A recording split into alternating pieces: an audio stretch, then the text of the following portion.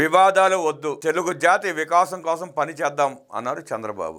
ఏటా 3000 టీఎంసీలు గోదావరి నీళ్లు సముద్రంలో కలుస్తున్నాయి. ఇందులో 200 టీఎంసీల నీరు వాడుకుంటే వచ్చే నష్టం ఏమీ లేదు, ఎవ్వరికి ఇబ్బంది లేదు. వృధాగా సముద్రంలోకి వెళ్లిపోయే నీళ్ల గురించి రెండు రాష్ట్రాల మధ్య గొడవలు ఎందుకు? నీళ్లు వద్దు, ప్రజలకు నీళ్లు అవసరం లేదు, మాకు రాజకీయ పబ్బం గడుపుకోవడమే కావాలి, రాజకీయం చేస్తామంటూ కొంతమంది బయలుదేరారు. కొందరు రాయలసీమ ఎత్తిపోతలంటూ వివాదాలు సృష్టించే ప్రయత్నం చేస్తున్నారు. నాకు గొడవలు కాదు, తెలుగు జాతి ప్రయోజనాలు కావాలి అన్నారు ముఖ్యమంత్రి చంద్రబాబు. పోలవరం పూర్తయితే నీళ్లు తెలంగాణ రాష్ట్రం కూడా వాడుకునే అవకాశం ఉంటుంది. వివాదాల వల్ల ఎలాంటి ఉపయోగం లేదని అందరికీ చెబుతున్నాను. పట్టిసీమ కట్టి కృష్ణా డెల్టాలో వినియోగించుకుందామంటే వ్యతిరేకించారు. కృష్ణా డెల్టాలో ఇచ్చే నీళ్లను పొదుపు చేసి శ్రీశైలం నుంచి రాయలసీమ ప్రాంతానికి తరలించాం. ఈ ఏడాది రాయలసీమలోని రిజర్వాయర్లలో నీళ్లు నింపాం. గతంలో ఆ ప్రాంతంలో వేసిన వేరుశనగ పంట ఎండిపోయిన పరిస్థితి ఉండేది. ప్రస్తుతం రాయలసీమ నీటి కొరత తీర్చి ఉద్యాన హబ్గా తీర్చిదిద్దుతున్నాం. కొందరు నీళ్లు వద్దు, వివాదాలే కావాలని నానా యాగి చేస్తున్నారని సీఎం చంద్రబాబు తప్పుబట్టారు.